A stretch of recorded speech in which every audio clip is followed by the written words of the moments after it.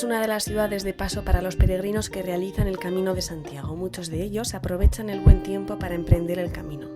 En Iruindarra Televista hemos estado en el albergue de Iruña Casa Ibarrola, uno de los alojamientos de peregrinos que ofrece la ciudad. César Garralda es propietario del albergue. A ver, Pamplona es una ciudad muy interesante porque suele ser ciudad de 2 días. Claro, la mayoría de la gente viene del extranjero, viene de Madrid, de Barcelona, aterrizan sus aviones, claro, luego tienen que venir hasta Pamplona, duermen una noche porque tienen que coger al día siguiente un autobús que les lleve o a Roncesvalles o a Puente de Puerto, con lo cual duermen una noche y a los 2 días vuelven a repetir porque tienen que pasar por Pamplona, con lo cual dentro de la ciudad, de lo que es el Camino de Santiago, pues en la que más repostan es Pamplona. Claro, llegan encima, cruzando San Juan Pío de Puerto, el puerto del Poder, que es durísimo, y normalmente se quedan 2 días a descansar, a visitar la ciudad, o sea que es una ciudad interesante para este tema. Extranjeros, franceses, italianos, alemanes, Estados Unidos ahora ha pegado un subidón tremendo, muy grande, y Corea también. Corea es permanente todo el año, pero Corea me parece que está en 5.º lugar o así sobre número de peregrinos.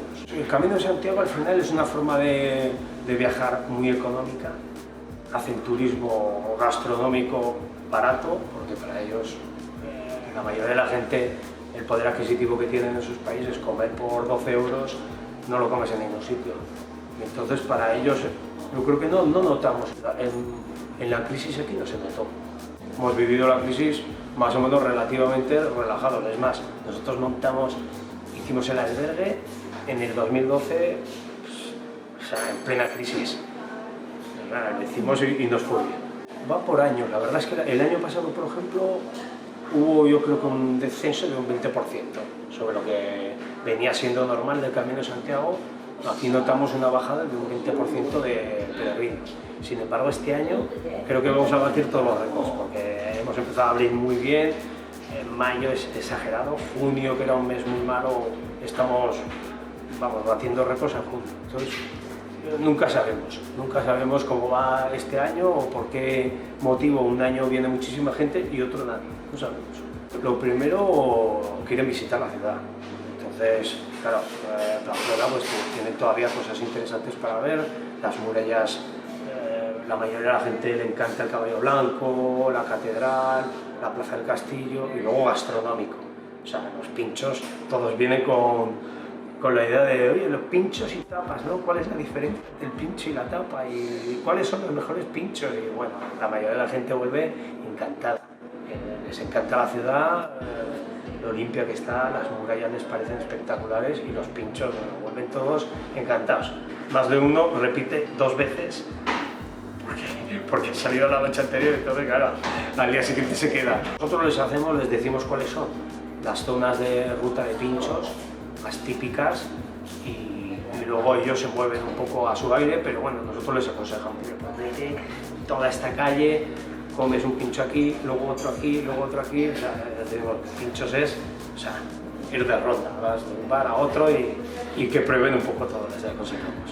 Madrid y después Cataluña y luego Valencia también y luego creo que País Vasco también. Mayo es la mejor época y es la mejor porque no hace calor, el tiempo ya se hace más largo, pero la gente prefiere mayo. Normalmente mayo es el mes más fuerte. Luego, claro, agosto, las vacaciones, pues la gente se coge vacaciones y vienen, pero mayo suele ser el mes más fuerte. Este mes de mayo es algo exagerado.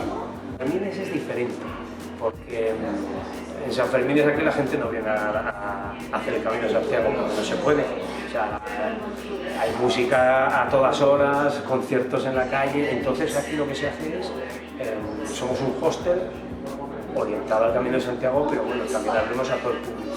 Entonces, en San Fermín es lo que viene es turista. Los peregrinos ya les aconsejamos que duerman pasado Pamplona, Cizur o que paren antes en Villava. En Pamplona el que viene de fiesta y el aquí va madrugar, luego madrugar, entonces es incompatible. turista y el peregrino. En Pamplona está muy bien señalizado. El único punto así un poco más conflictivo que es el puente de la Madera, de que se pierde un poco, pero está bien señalizado. Y luego todo el camino, cada 3 metros hay un sello de plata en el suelo marcado, o sea que es imposible. Perderse en Pamplona es imposible, está muy bien indicado. La localización en un negocio es lo más importante. O sea, esto es, Hilton decía, ¿no?, que tiene, sus 3 secretos son ubicación, ubicación y ubicación. O sea, la ubicación es importantísima, ¿no? Hacer un albergue fuera de lo que es el Camino de Santiago, que no esté cerca de las calles del Camino de Santiago, pues bueno, te lo tienes que trabajar muchísimo más. Esto, al fin y al cabo, teniéndolo cerca del Camino de Santiago, siempre va a llegar alguien que no ha hecho reservas de ningún tipo y va a encontrar los albergues fácilmente. Pero si no, pues les va a costar muchísimo más. Se pierden por la ciudad, entonces esto es pleno Camino de Santiago. Al final nosotros orientamos el albergue al Camino de Santiago precisamente por eso. Tenemos el local justo en plena calle del Camino de Santiago y cuando nosotros hicimos el albergue no había nada. O sea, del Camino de Santiago en esta calle no había nada, en Pamplona no había nada. Solo estaba el albergue municipal, otro hostel que ahora ha cerrado y no había más. Pues tenemos las dos cosas, tenemos mucha gente que es previsora y hace reserva con tiempo o de un día para otro y luego otros muchos que van un poco a la aventura, ¿no? Llegan aquí, como estamos en el Camino de Santiago, en un albergue, lo intentan ver cómo están las instalaciones, entonces normalmente si les gusta se quedan y si no, pues continuamos. O sea que tenemos un 40% de personas que reservan y un 60% que vienen porque lo ven. Nosotros tenemos 20 camas cápsula, son un poco diferentes, pues dentro de la cama tiene luz, electricidad, taquilla, se puede cerrar, entonces bueno, es algo diferente, pero son 20 camas cápsula. Aquí está incluido en el precio para los peregrinos, está incluido el desayuno. Nosotros hacemos 16 euros con desayuno incluido, entonces en el desayuno les ponemos de todo, un desayuno muy completo y luego tienen máquinas de vending que pues tienen refrescos, tienen comida, tienen un poco de todo, pues chocolate, cafés, infusiones, para que tengan a cualquier hora todos los servicios. Pero bueno, lo bueno que tenemos aquí en el casco viejo es que al final hay de todo, hay restaurantes abiertos a todas horas. Hay comercio de todos los tipos, entonces bueno, pues la verdad es que el entorno acompaña y el albergue pues tenemos lo que necesita. Mantenemos el precio durante todo el año. El problema, por ejemplo, luego es San Fermín. San Fermín ya es otro precio totalmente diferente porque orientamos solo al turista. Ya no intentamos mezclar el peregrino con el turista porque es imposible. Entonces el precio es diferente en San Fermín. Viene mucha gente con hijos, con familia, a hacer el Camino de Santiago y luego mucha gente también sola, que necesita pensar, que necesita reestructurar su vida y vienen a hacerlo en solitario. Tenemos de todo, la verdad es que gente mayor, sola, con amigos, es una mezcla de todo tipo de personas.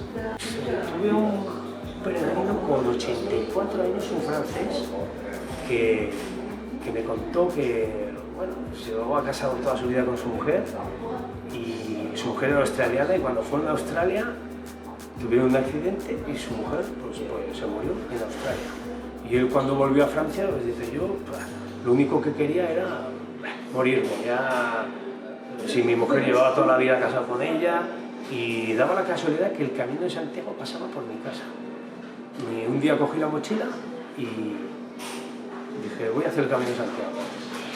Y ya lo había hecho 8 veces, tenía 84 años. Y de eso me dijo que él le había salvado la vida. O sea, a mí el Camino de Santiago me salvó la vida. Empecé a hacerlo y iba hasta Santiago de Compostela y volví a mi casa. Descansaba una temporada, volví a coger la mochila y otra vez me hacía el Camino de Santiago y dije, y eso a mí me ha salvado la vida. Y bueno, fue una cosa que me gustó mucho.